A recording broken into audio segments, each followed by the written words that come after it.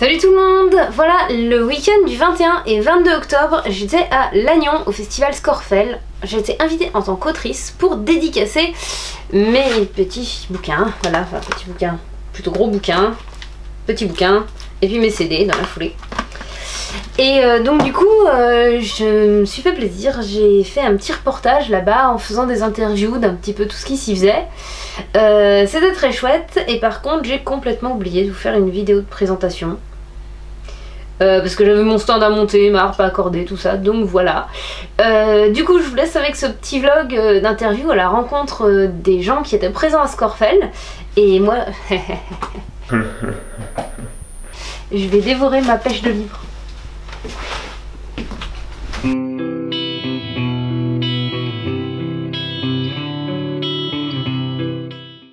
Donc bonjour Lionel Davoust. Bonjour. Voilà, donc Lionel est un écrivain de fantasy et de science-fiction.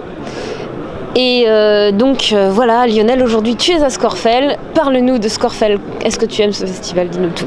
Oui, Scorfel est un festival super chouette parce que ça mélange un peu toutes les passions de l'imaginaire. Il y a un petit peu de cinéma, il y a surtout beaucoup de jeux de rôle, de jeux de plateau, tout ce qui est en lien avec les univers de l'imaginaire. C'est une des manières les plus interactives par lesquelles on peut s'approprier ces univers-là.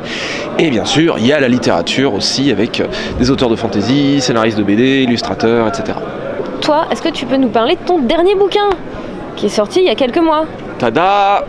Il est beau. Il est beau, il est épais en plus. Il peut également servir d'arme d'autodéfense. Donc La Messagère du Ciel, c'est le premier volume d'une série de 3 maintenant, 4 parce que le deuxième volume est trop gros, donc en fait ça aura 4 volumes et pas 3, de fantasy post-apocalyptique, donc un univers assez sombre. Dieu a décidé que l'ancien monde ne lui plaisait pas et donc a tout cassé, et donc on se retrouve dans une société médiévale assez sombre où une partie du royaume est dévorée parce qu'il s'appelle les zones instables, où la magie fait rage, peut faire muter les plantes, les animaux, etc. Donc des endroits où il vaut mieux pas vivre. Une jeune femme qui est Mériane, qui est en couverture, décide que ce monde-là ne lui va pas et que entre vivre en serf dans cette société ultra-patriarcale et vivre libre mais au contact du danger, elle préfère de vivre libre. Sauf que le monde se rappelle à elle et que le fameux Dieu qui a décidé de détruire le monde décide qu'elle va avoir un rôle de premier plan pour sauver son royaume.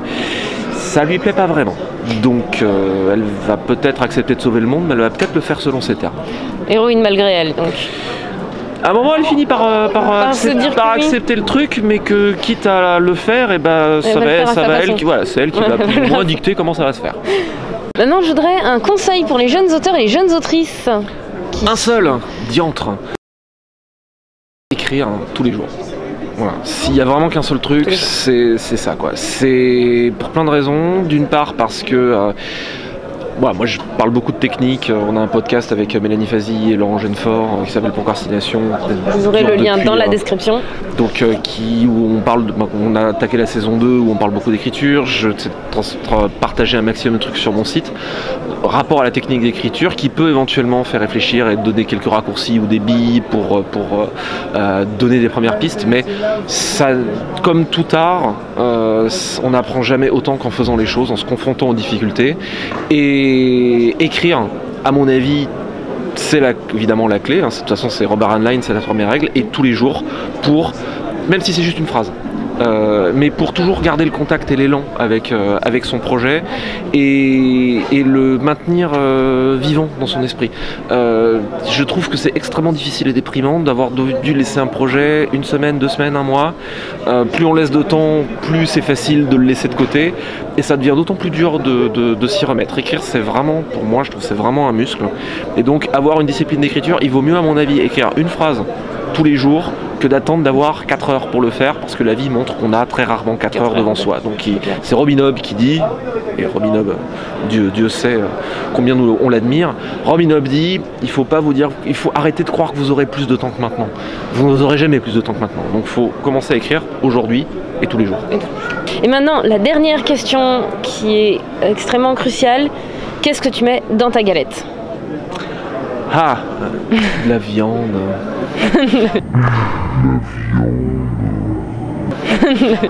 des œufs. En général, moi, c'est complète lardon, complète bacon ou complète andouille, c'est qui me va très bien et ce qui me permet quand la serveuse à la crêperie arrive et dit c'est qui la complète andouille, ça me permet de répondre moi et ça ne cesse de me réjouir. Effectivement, c'est beau, c'est important. Voilà, on était avec Lionel Davoust, donc vous retrouverez le lien vers son blog et vers ses livres dans la description, ainsi que le lien vers le podcast Procrastination, dont je vous conseille l'écoute. Voilà, à bientôt. Merci à toi.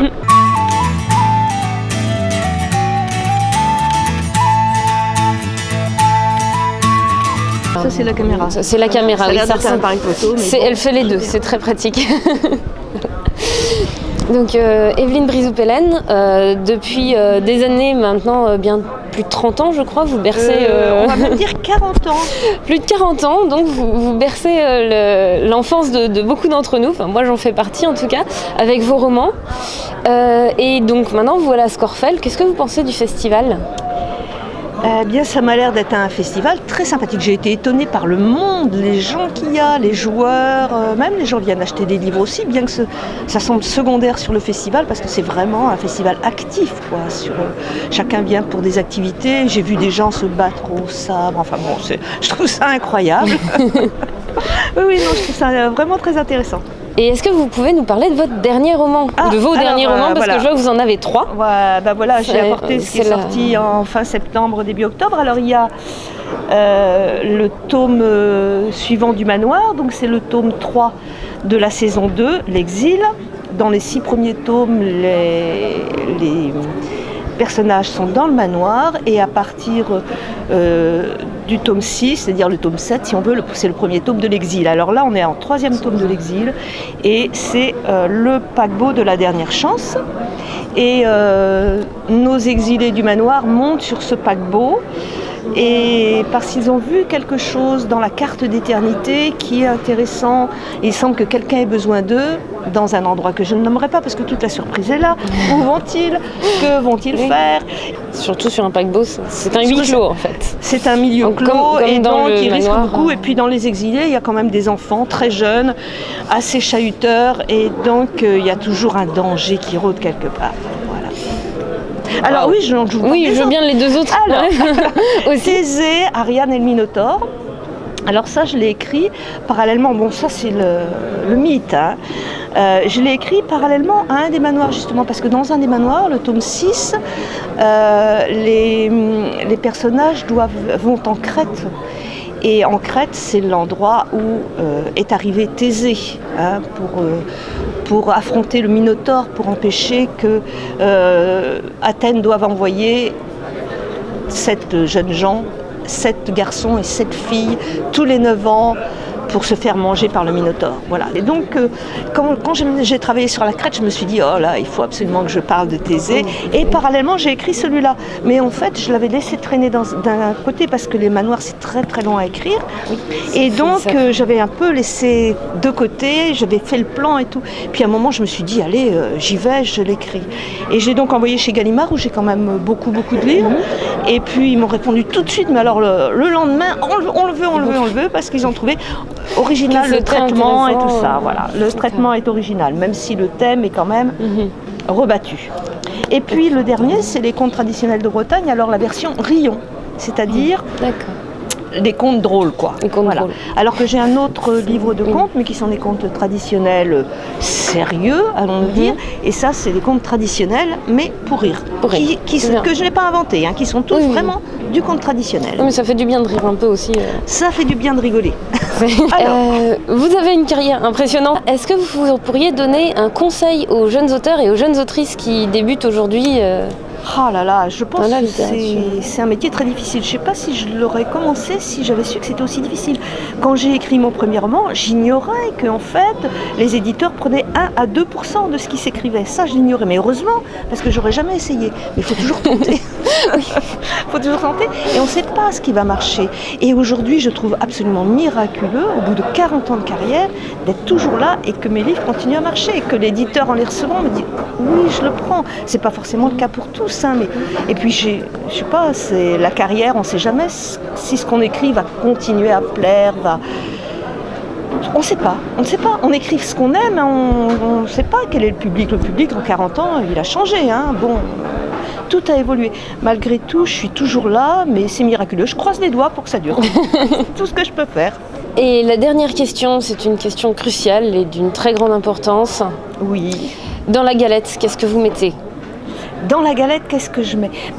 Objectivement, en fait, j'aime bien la galette saucisse. Je sais pas si ça répond à la question.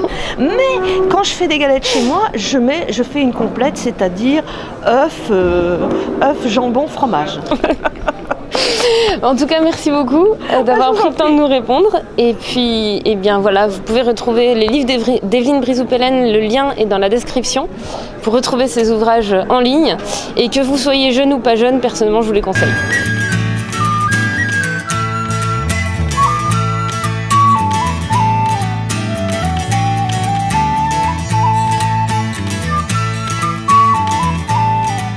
Nous sommes maintenant avec Elona Sombrefeuille qui, elle, est créatrice de vêtements. Alors, Elona, dis-nous, qu'est-ce que tu crées, comment et pourquoi? Alors, qu'est-ce que je crée? J'ai une gamme de vêtements en polaire, uniquement en polaire pour l'instant, sur le thème médiéval fantastique large, on va dire. J'essaye de ne pas faire des robes à grandes manches comme on en voit partout, mais plutôt de faire des habits qui peuvent se porter au quotidien. Donc, typiquement, la veste que je porte, voilà. Tu portes une de tes créations, c'est pratique. Voilà, c'est la toute première que j'ai faite d'ailleurs, donc ça m'arrange. Je la porte tout le temps pour aller en ville, etc. Donc, ça donne un petit peu un côté magique au quotidien. J'essaye de ramener de moins une touche fantaisie, sans que ça soit trop connoté. Pourquoi je crée?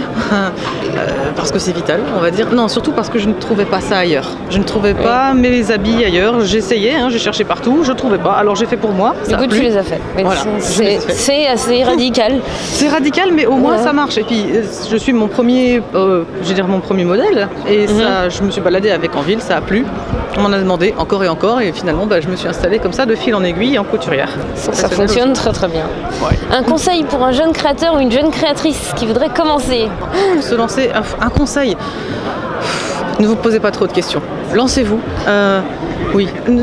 Essayez de ne pas trop penser au quand dira-t-on et lancez-vous. Lancez-vous. Si c'est ce qui vous plaît vraiment, ne cherchez pas les opinions des autres. Le plus important, c'est de le faire pour soi. Ça, c'est beau. Et enfin, une question cruciale. Qu'est-ce que tu mets dans la galette? Qu'est-ce que je mets dans la galette? Oui. Fondu d'oignon. Fondu d'oignon. Donc vous retrouverez les créations d'Elona dans la description aussi, un lien vers son univers. Et puis si ça vous plaît, elle prend les commandes. Oui.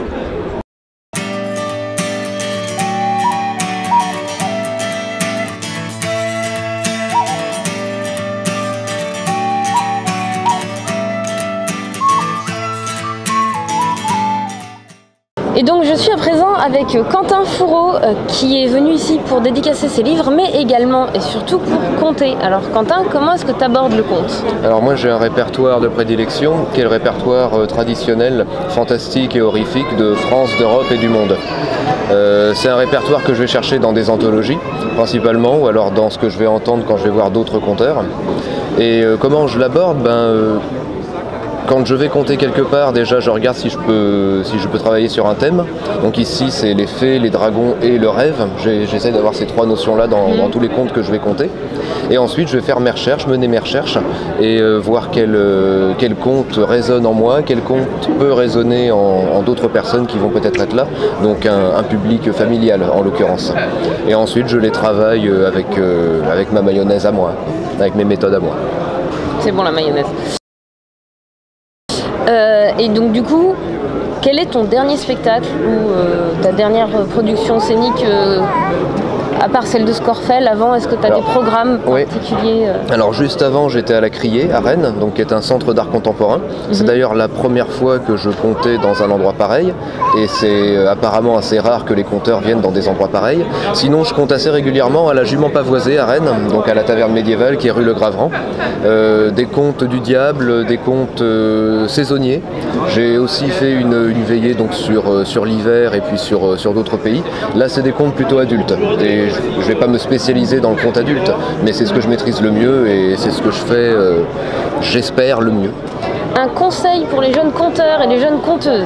Lire énormément de contes, le travailler sans relâche, quitte à le redire et à le détester, à finir par le détester parce qu'on l'a trop dit. mais c'est quand on est devant le public qu'on vit le conte. Quand on le répète, on le vit peut-être pas forcément. Sinon, comme c'est des expériences très personnelles de compter, j'ai pas vraiment de conseils, et puis comme je compte pas depuis longtemps, si j'avais 15 ans de bouteille, j'aurais des choses à dire là-dessus. Là, bon, mais c'est le travail qui paye. Même quand on connaît des contes par cœur, c'est leur donner vie, et c'est avoir vécu, voilà, peut-être ça, ouais, avoir vécu le conte plus que de le connaître, l'avoir vécu beau intérieurement. Ça, c'est beau. Et enfin, une question très importante, même si je sais que tu viens de Mayenne et pas de Bretagne. Dans la galette, qu'est-ce que tu mets? Du beurre avant tout, je pense. C'est beau, c'est une bonne réponse. Merci beaucoup, Quentin. Le lien vers le travail de Quentin est dans la description.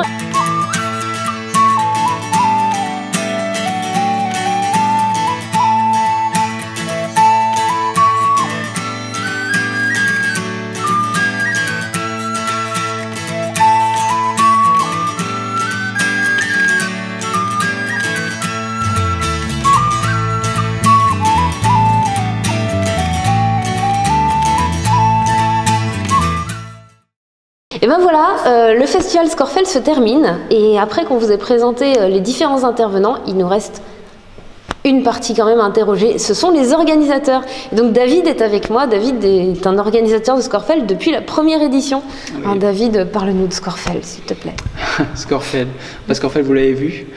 Donc, Scorfel, c'est un festival qui est né de 2 associations à Lannion et qui se veut promouvoir d'une part les littératures de genre, science-fiction, fantastique, etc.